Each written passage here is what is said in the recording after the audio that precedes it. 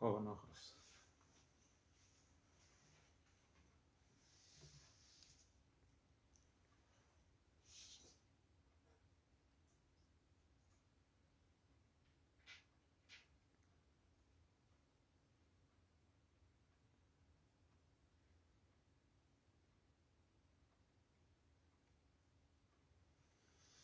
Bismillahirrahmanirrahim. Elhamdülillahi Rabbil alemin. Ve salatu ve selamu ala Resulihi Muhammedin ve ala alihi ve ashabihi ecma'in.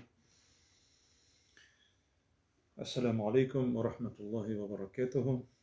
Allah Teala'nın selamı hem rahmeti olsun. Barıkızga da bütün alemlerine terbiyelep, nimetlendirip duruşu Rabbimiz Allah Teala'ga iksiz şiksiz maktavlarımız, seyikli Peygamberimiz Muhammed sallallahu aleyhi ve sellem'ge köngüllerimizin türünden çıkan salavatlarımız hem selamlarımız erişip tursaydı. Bugünkü hadisinin teması, ismi Allah Teala'nın bu ümmetke hatanı, unutunu hem mecbur bulup işlegen işlerinin gafu etüğü hakkında. Gafu etüğü degen söz var hem şolay yok. Tatar tilinde keçirүү degen söz var. Şolay mı? Keçirүү. Yani Allah Teala onu keçire. Yani ötkerip jibere. Yani küz yıma degen şekilde. Demek bu hadiste 3 eybir korulacak. 3 eybir korula. Birincisi onun hata. İkincisi onun unutuğu hakkında bula. Hem üçüncüsü mecbur bulup işlengen iş. Allah Teala di, Allah Teala bu ümmetke, yani bu ümmet, bu Peygamberimiz sallallahu aleyhi ve sellem'nin ümmetine başka ümmetlerge karaganda zorrak, köbrek üstünlük bilgen. Muhammed ümmetinin bir köp üstünlükleri var. Hem mine şu üstünlükler Allah Teala tarafından birile mine şuşundu var. Eğer de yalgışıp nerse de olsa işledin iken Allah Teala'nı gafu ite. Şolay eğer unutsan ol işne Allah Teala gafu ite. Buna biz tefsirlep korarız Allah Teala'sa. Üçüncüsü şolay yok mecbur bulup işlesen принужденно. Kimdir seni zastavlet etse birer haram eybir işlerge ol vakitte şolay yok Allah Teala'na gafu itemdi geçiremdi. Hadisini okuyuz. An İbni Abbas radıyallahu anhuma. Abdullah İbni Abbas indi bu. Bu hadisini jitkirüçü kişi Abdullah İbni Abbas radıyallahu anhuma, Allah Teala alardan ikisinden de razı olsun. Yani kimden? Abdullah'ın üzerinden de hem Abbas'tan da ikisi de. Çünkü onlar kimler? Sahabeler. İkisi de sahabeler. An Resulillah enne Resulullah sallallahu aleyhi ve sellem kâle. Abdullah İbni Abbas eyte. Allah ilçisi etken nersedi? İnna Allaha tecavveze li gan ummeti el khata'a ve nisyana ve ma stukrihu aleyhi. Allah Teala geçirdi benim için, benim ümmetime hatanı, yalgışlıkını, hata, yalgışlık bulaydı. Hatanı, unutunu hem mecbur bulup işlengenlerini de. Hadiske cemaat ihtibar etirge gerek. İnna Allah tecavveze li diyen. Allah Teala minim için di, minim için, mina. Minim ümmetime şuşunday nerseler bir dedi, üstünlükler bir dedi. Mina, yani bu Peygamberimiz arkasında sallallahu aleyhi ve sellem. Peygamberimiz bitinde cemaat eğer de uylap korasak, iske düşürsek, Kur'an ayetlerin Allah Teala Peygamberimizne ne seçin ciberdim diye. Allah Teala itanın hakkında وَمَا أَرْسَلْنَاكَ إِلَّا رَحْمَةً biz seni de ciberdik bütün dünya kişileri için rahmet bularak da ciberdik ki sizne de. Seni bütün dünyaya rahmet bularak ciberdik de. Yani eğer de Peygamberimiz sallallahu aleyhi ve sellem'e onun ümmeti iyerseler, o vakitte Allah Teala onlarga diye rahimli bulacak. Rahimli bulacak. Hem Peygamberimizge iyeru nersege alıp bara Allah Teala'nın rahmetine, rizalığına hem ahir çıktı cennetli buluğa. Rahmet itip ciberdim desinedi. Bütün dünya için, bütün alem için, bütün alem için ciberdik di. Ayırıp durmağa. Çünkü başka peygamberlerine Allah Teala ayrım bir halklarga cibergen, peygamberimizni bütün dünya halkı için cibergen peygamberimizni sallallahu aleyhi ve sellem. Bu hadis hasen. Bu hadisni İbn-i Meceh hem El-Beyhaqi rivayet kılalar.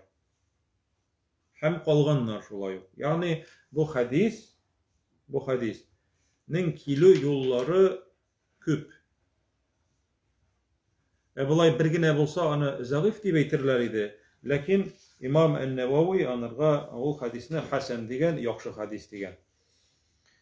Peygamberimiz eyte, benim ümmetim için Allah Teala mina şuşanday üstünlükler verdi.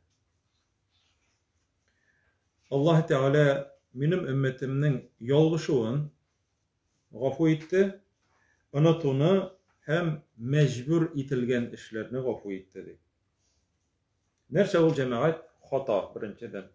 Hata. Bizning tilde, Tatar tilinde o yolguşu degen söz. Buna cemaat koy bir kişiler yolguşu bilen unutunun ikisin biraz butab jibererler koy vakıtta. Mesela urazada yolguşup aşağı var, değil mi? Yolguşup aşağı var. Yolguşup su kiti var. Yolguşup su kiti.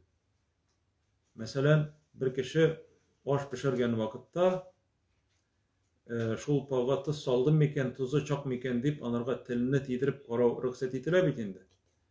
Ağzına kaptı hem yalgış kitip vardı mesela şul pası. Yaki su gitti taharet algan vakitte su gitip vardı. Bu nerse de batala? Bu yalgış, bu hata.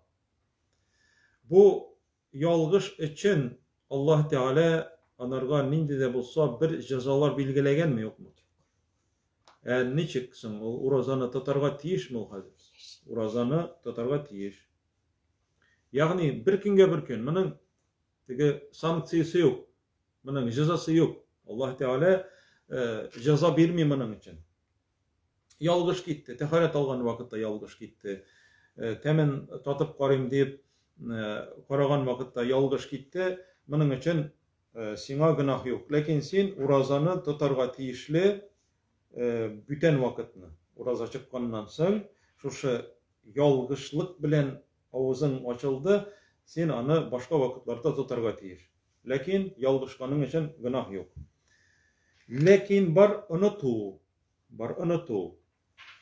Eğer de mesela sen urazada unutup aşasan, unutup içsen, o vakitte senin urazan bızılmıyor bütünlüğü.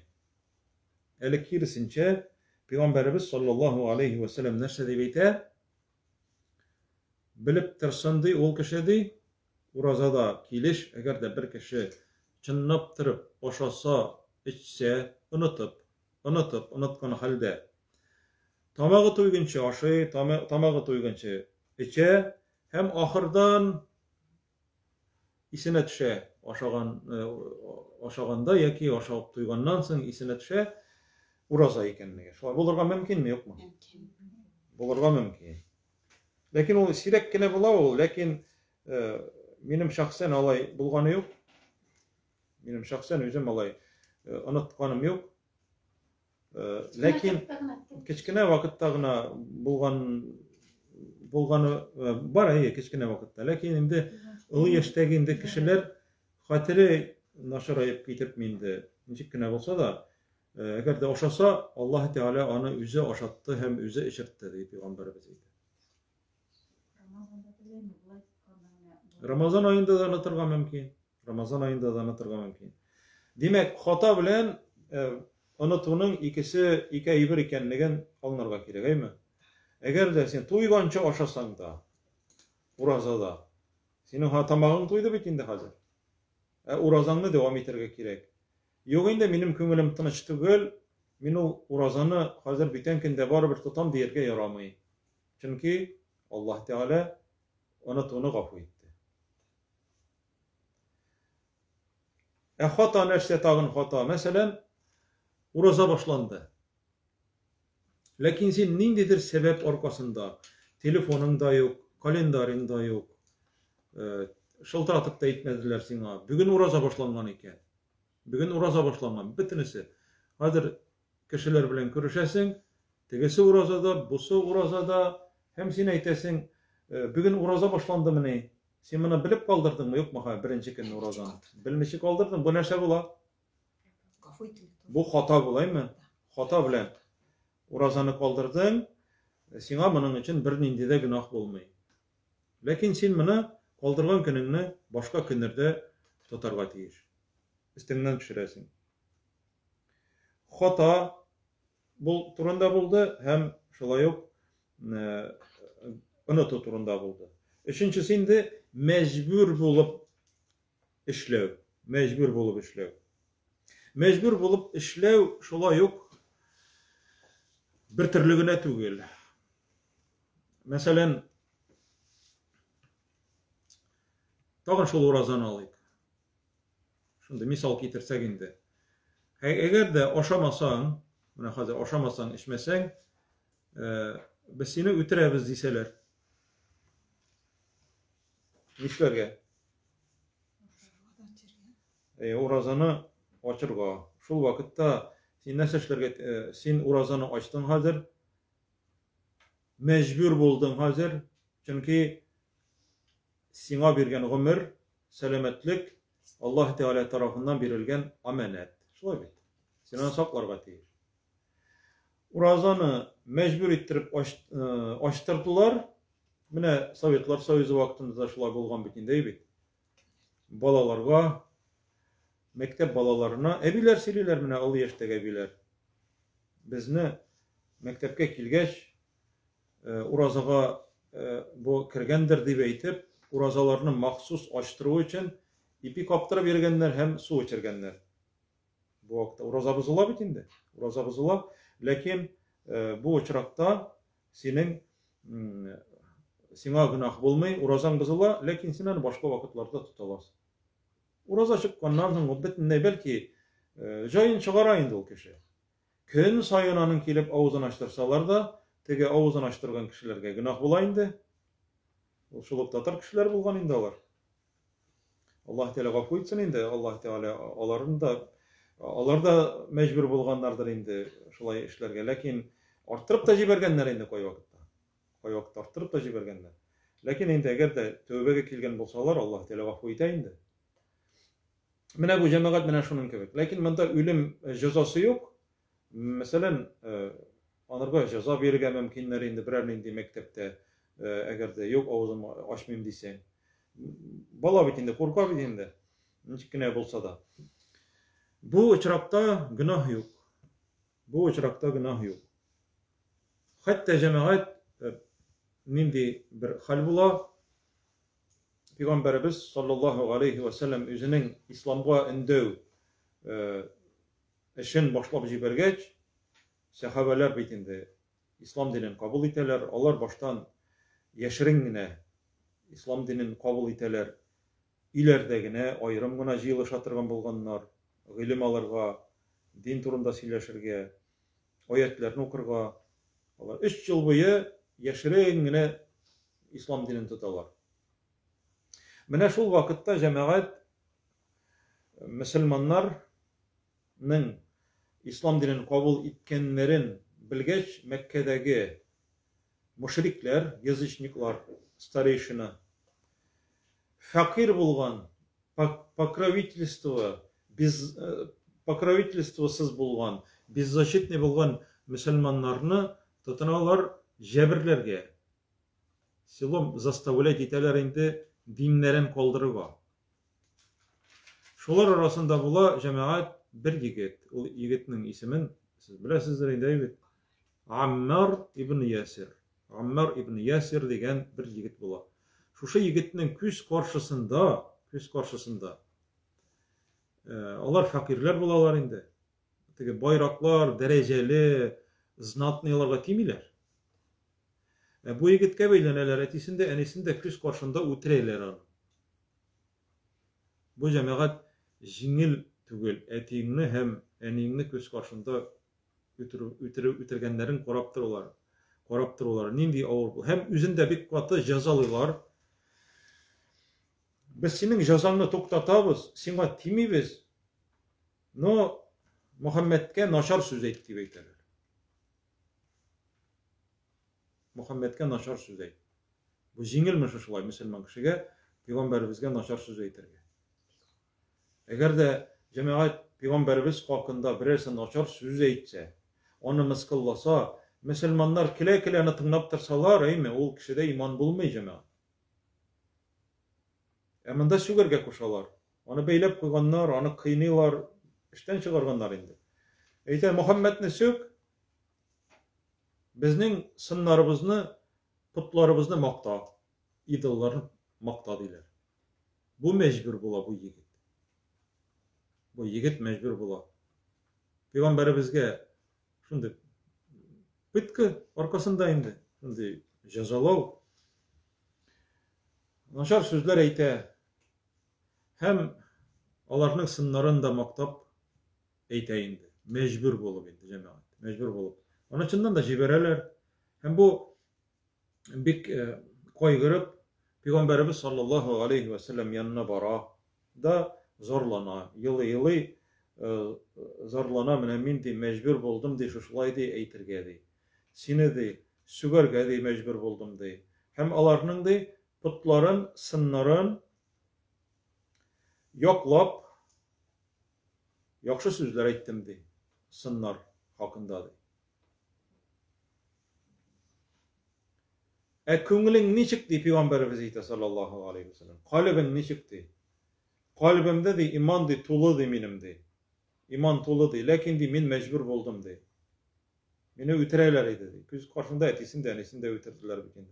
Пәйгамбәребез нәрсә дип әйтә саллаллаһу алейхи ва саллям? Әгәр дә тагын берәр кайчан чакырып җәзаласалар ди, тагын шулай ди. Тагын шулай эшләрсең ди. Димәк, шушындый под угрозой смерти, урыс әйтмешләйме, ул вакытта, димәк, үзеңне саклап калу өчен инде ярый. Күрәсезме, Аллаһ Тәгалә нинди зур мөмкинчелек, өстенлек биргән шушы өммәткә. Ләкин инде при любом удобном случае теге теләсә нәрсә сөйләп, теге миңа авыр сүз әйтмәсеннәр, начар сүз әйтмәсеннәр дип әйтеп, мине мәҗбүр иттеләр дип әйтеп, мәсәлән, бер кыз бара, мәсәлән, вузга укырга керә, ишеткәнегез дә бар инде. Ул мәктәптә яулык белән булган, вузга кертмиләр. Яулык белән кертмиләр, яулыксыз гына укыйсың дип әйтәләр. Мәҗбүр булдым инде миңа яулык салырга дип әйтеп, яулыгын сала алмый ул. Монда мәҗбүр булу бармы, юкмы? Монда куркыныч бармы? Монда бер инде куркыныч юк. Яки берәр кыз вузда укып чыккан, анарга сүз әйтмәгәннәр бер нинди хиҗабка, яулыкка. Юридически тәмамлаган, экономически тәмамлаган, зур бер эш вәгъдә итәләр. Зур зарплата. Ләкин әйтәләр Абдулкадыровта, синең kilish kilbetin bizge ошамый, hijabsız yerге туру килә, менә сиңа униформа, зарплатың әйбәт булачак, әле үстерәбез, карьераң яхшы башланачак сине, квартира да бирәбез, машина да бирәбез. Соблазн мирской жизни. Бу хәзер җәмәгать мәҗбүр булуга керәме, юкмы? Юк. Бу динеңне дөньяга сату дип атала. Аллаһ Тәгалә әйтә: "Улаикәлләзина иштарау аль-хаята дөнья бил-ахира" ди. Алар ди сатып алдылар ди, дөньяның тормышын ди, диннәрен биреп ди. Динне бирделәр һәм ахирет дөньяны сатып алдылар ди. Шуңа күрә җәмәгать бу мәҗбүр булу керми. Мәҗбүр булу ул синең тормышыңа куркыныч янаган вакытта гына була. Шуңа күрә Гаммар ибн Ясиргә Пәйгамбәрбез саллаллаһу алейхи ва саллям әйтә, әгәр дә тагын җәзалый башласалар ди, шулай әйтерсең ди. Ягъни бу бит әле киләчәк өчен дә кирәк, ислам дине өчен дә кирәк. Син яшерен генә хәйлә белән яхшы гына әйттереп, ислам динен куәтләргә мөмкинсең. Шулай бит. Шуңа күрә бу мөмкинчелек Аллаһ Тәгалә биргән. Моның турында Гаммар ибн Ясир хакында инде тәфсир галимнәре әйтәләр, Умарта корты сүрәсендәге 106-нчы аят ингән аның хакында. Мен кафара биллаһи бa'да иманиhi illa men ukriha wa qalbuhu mutma'innun bil iman. Дип әйтә Аллаһ Тәгалә. Әгәр дә бер кеше ди иманлы булганнан соң ди, кафир булса ди, ышанмаса ди, ул кешегә ди каты газап. Иллә мәгәр ди кемгә генә газап булмас, әгәр дә ул кешене мәҗбүр итсәләр ди. Мәҗбүр итсәләр, күңелендә тулы иман булса, аның зыяны юк ди. Ана зыян юк ди. Аллаһ субханаһу ва тәгалә әйтә. Димәк, моны карарсыз, иде тәфсирләрне ачып, Умарта корты сүрәсе Нәхл сура пчелы аят 106. 106-нчы аят була инде. Аны ачып укып карасыз. Ул менә җәмәгать, менә шушы нәк, менә шушы газапланган сахабалар хакында инде. Һәм бу җәмәгать ул аят шулай ук аннулироваться ителмәгән бит инде. Аннулироваться ителмәгән. Ләкин мәҗбүр булып тагын нәрсә, бөтен әйбергә карата түгел. Мәсәлән, ике мөселманны тоталар хәзер. Бу мисал инде. Аллаһ Тәгалә үзе сакласын, андый хәлләргә юлыгудан инде. Шундый зур сынау, ике мөселманны тоталар. Берсенә икенчесенә берсен китерәләр дә, икенчесе каршында. Менә сиңа корал бирәбез. Менә моны үтерсәң, иптәшеңне үтерсәң, сине җибәрәбез, кайтарабыз. Ягъни мөселман, икенче мөселман. Син аны үтермәсәң, без сине үтерәбез дип әйтәләр. Монда ничек? Монда үтерергә ярамый. Үзеңне үтерсәләр дә, сине үтерсәләр дә, бу очракта, бу мәҗбүрләү аркасында син бер ничектә җәмәгать динеңне, үзеңнең мөселман кардәшеңне үтереп, үзеңне коткара алмыйсың. Бу харам. Бу харам. Шуның өчен бу әйберләрне дә белергә кирәк. Ягъни бөтенесе дә бер дәрәҗәдә түгел инде. Бөтен бер дәрәҗәдә түгел. Мәҗбүр итеп, сине куркытып, дуңгыз ите ашатырга мөмкиннәр. Мәҗбүр итеп, куркытып, дуңгыз ите ашатырга мөмкиннәр. Аракы эчерергә мөмкиннәр куркытып. Әгәр дә әлбәттә бу әйберләрне эшләп, үзеңнең тормышыңны саклап калырга ярый. Синең эчеңә харам кирсә дә, бу очракта гынах булмый. Бу кайсы булды? Бу өченчесе. Бу өченчесе. Ягъни мәҗбүр ителеп эшләнгән эшкә Аллаһ Тәгалә гынах язмый. Хаталанып, мәсәлән, бер кеше охотада ата хайванга атам ди, ләкин кешегә эләгә. Бу нәрсә, бу ялгыш. Махсус кешегә атам дип атса, бу кешегә бик зур гынах була, бу кеше үтерүчегә санала, һәм анарга инде шулай ук соответственно үлем җәзасы. Шулай ук. Әгәр ул үтергәнгә ачыкланса. Eğer de kuyanğa atam deyip, oyuğa, bürege atam deyip, yalgış birer kişini atıp bitirse, bu hata bula, yalgış bula. Lakin ol cemaat tege ülgen kişinin tuğanları yanına barıp, min indi yalgıştım, Allah Teala bitindi hatana gafu etem deyip eytken deyip eytip, olar yanına barıp eytip kine kıtıla alam ol anardan yok mu? Ol cemaat anardan alay kıtıla almayı. Eki mesela yalgış bir çıbık bilen tuttun da bir kişinin gözün tırtıp dişteyin. Yalgış bitindi. Elbette yalgış bulgan için anarga günah olmayı. Teki ahotnik koda yalgış atıp kişiye tidirgen için, onu ütirgen için şulay günah bulmayanlarga. Lakin ol konunun hakkın tülerge tiyişli bula. Bir kişinin gözün çıbık bilen, nesize bolsa bilen tırtıp diştiyken yalgış onarga onun için günah olmayı, lakin küs hakkın tülerge tiyişli bula. Küs hakkın tülerge. Mında da görəsiz mi? Allah Teala kişi hakkına kirmeyi. Kişi hakkına kirmeyi. Eğer de mesela sen hatalanıp iki oruna üç ne okurga mümkünsen, şula bitindi. 4 ne okurga mümkünsen namazda bu hata, lakin bildin hatalanganını. Onlarsın şu hatanı düzelttin, namazda sehvu secdesi var bitindi, evet. Bu vakitte keçirile. Yalgışıp, yalgışkanını bilmesen de yalgışıp işledin, yalgışkanını bilmedin. Bunlarga şulay yok, günah yok. Günah yok bunlarga. Yalgışkanını bilmedin, yalgıştın, yalgışkanını bilmedin. Mesela 3 rekat uruna akşamını 4 rekat okudun yalgış. Yalgışkanını bilmedin, bütün nerede etmedi sana. Bunu Allah Teala gafu eder. Lakin namaz içinde, yakin namazdansın, yalgışkanını bildiğinken nese bile katılasın? Sehvu secdesi bilen katılasın. Lakin indi mahsus, tuktale işrakagat bu ez, 4 okurga kirek, 5 okurga kirek, 6 okurga kirek deyip eytip, eğer üzgertsen, bu namazın kabul da olmayı, hem şu vakitte günah da bula. Üzgertkenin için.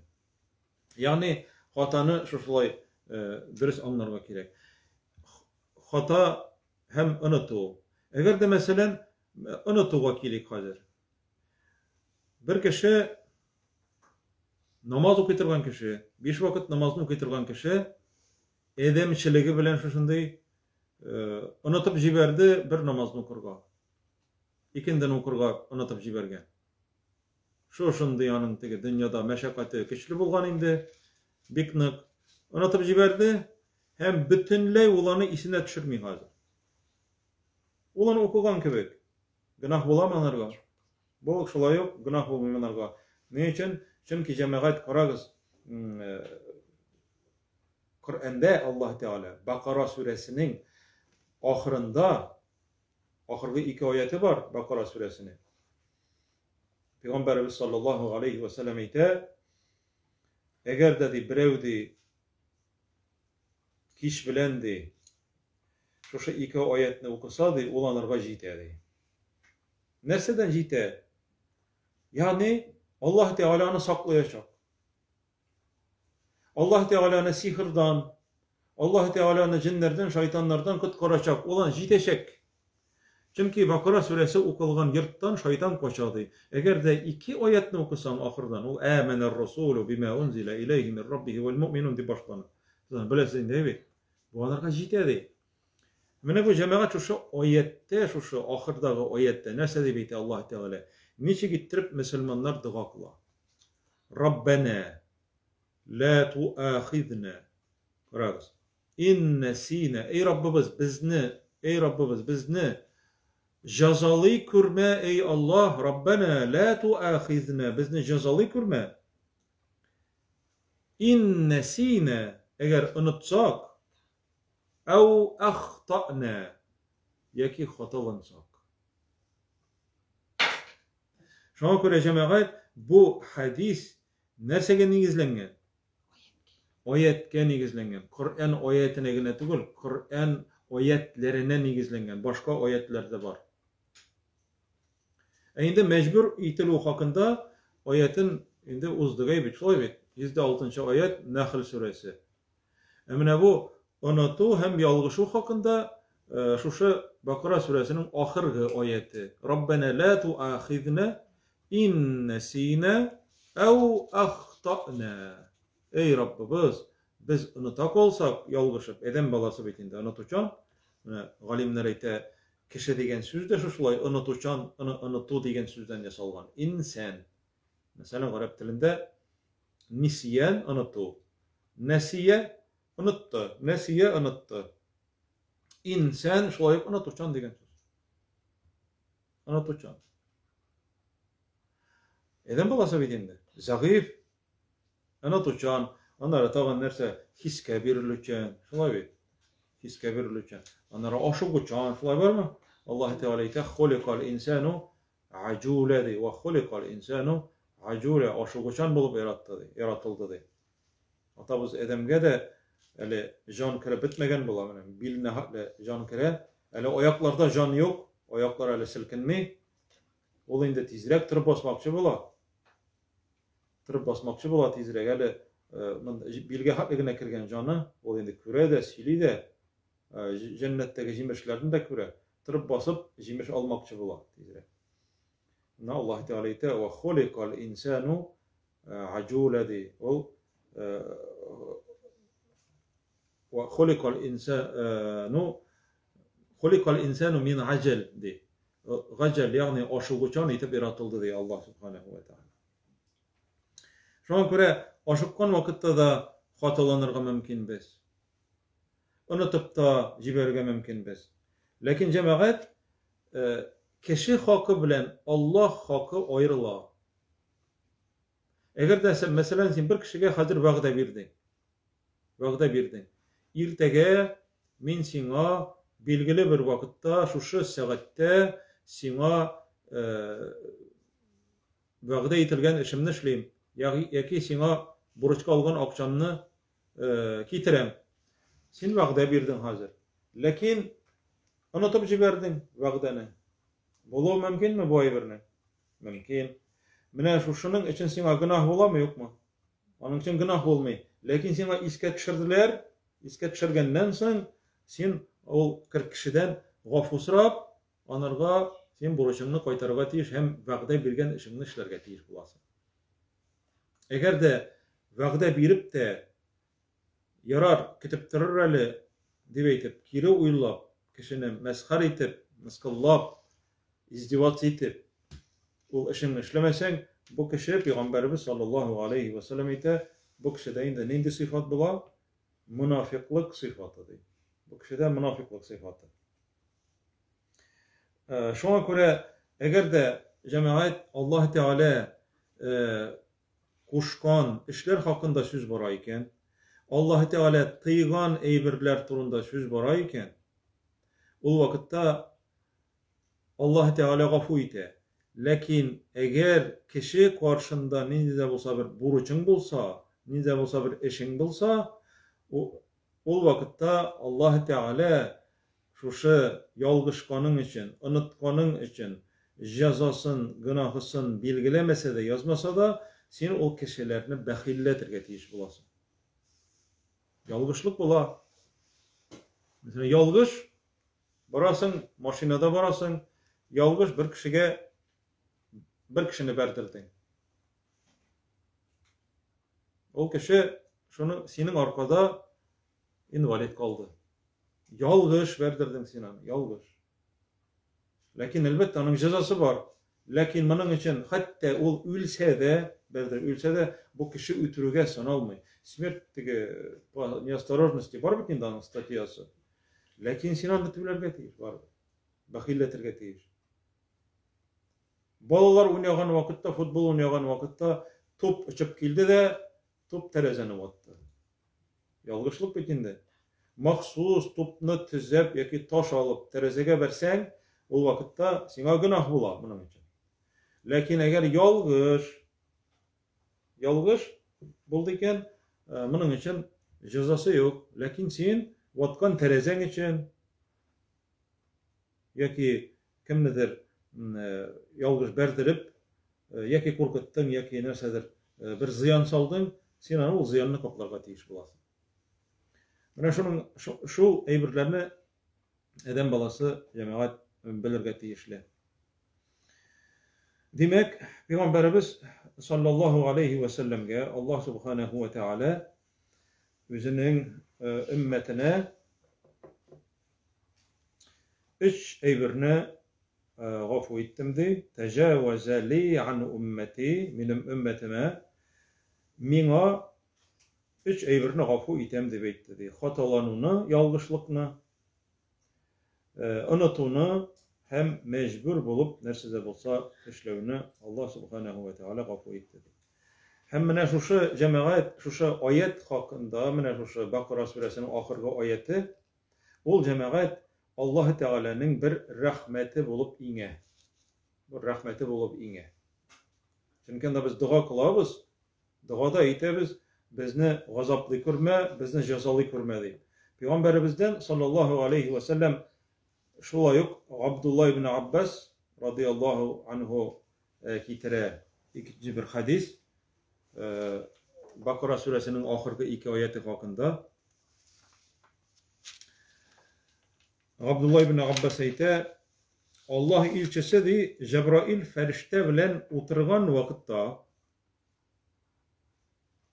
Җәбраил алейхиссалам белән утырып торган булганнар Пәйгамбәрбез саллаллаһу алейхи ва сәлләм. Шул вакытта Җәбраил фәрештә башын өскә күтәреп карый. Башын өскә күтәреп карый. Ни өчен? Шул вакытта алар ишетәләр, күктәге бер тавыш, шыгырдаган тавыш ишетәләр. Көктән тавыш килә. Нақид, шыгырдаган тавыш. Җәбраил алейхиссалам башын күккә күтәреп карый. Кемнәр утырып тора? Җәбраил фәрештә Пәйгамбәрбез белән утырып тора торган вакыт бу. Ишетәләр, икесе ишетәләр тавыш, күктән тавыш ишетәләр. Җәбраил алейхиссалам күккә башын күтәреп карый. Һәм нәрсә дип әйтә шул вакытта? Һәзә бабун футиха минәс-самаи ма футиха кат.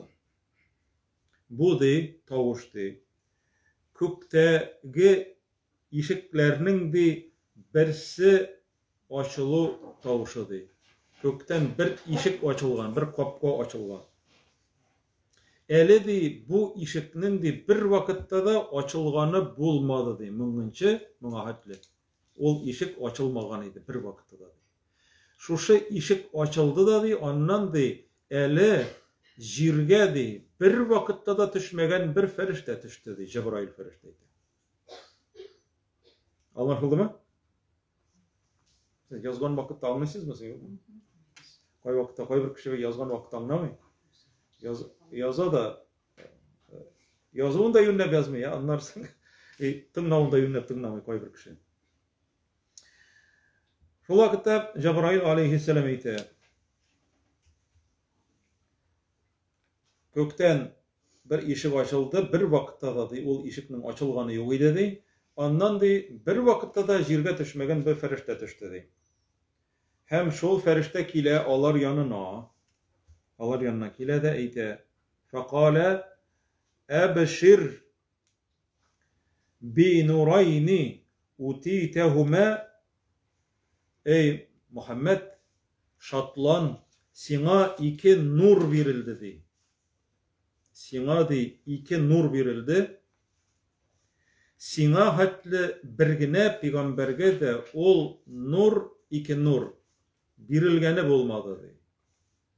Бу дәрәҗә, бу бүләк пәйгамбәребезгә генә һәм аның өммәтенә генә. İki nur verildi. İki bülek, iki nur. Niçin nur diye әйтә? Çünkü Allah Teala şuşu iki bülegi bilen Müslümanlarının yolların yaktırta. Yani turmuş yolların yaktırta. Fatihatul Kitab, şuların birincisi нәрсә? Fatiha suresi birincisi ve havatimu Suratil Baqara di. Hem Bakara suresinin de ahırgı 2 ayetidir. Bu bülek cemaat. Fatiha suresi. Kaybır kişeyte min Fatiha suresini. Elhamdülillah bilemdi. Sinde cemaat nur var. Allah Teala bilgen nur var. Sin onu yattan bilesin. Mağnasını nerendir getirir şimdi hazır sin. Mağnasını bilirge kerekli tele. Sin bitende dua kılasın Allah Teala'dan yalvarıp soruyorsun. Bik zor cemaat onun mağnası Fatiha suresi. Çünkü ol Allah Teala'nın bizge bülegi ol Kur'an'ın enisi, Kur'an'ın anası. Hem ikinci nur Bakara suresinin ahırgı 2 ayeti. Anı biz var bizler cemaat bilirge tiyişli biz. Nerse deyip şu ferişte لن تقرأ حرفا منهما إلا أغطيته دي. Birgine harfin okusan da di. Şu ayetlerinin harflerin okudun iken di. Sina di Allah Teala di. Onun di. Ecirlerin de hem senin sırağını da birirdi. Yani okudun ise Allah Teala sin Allah Teala'dan sıradın. Allah Teala sana onun şu sırağını biri. Hem harfi sayın ecir sevapların biri.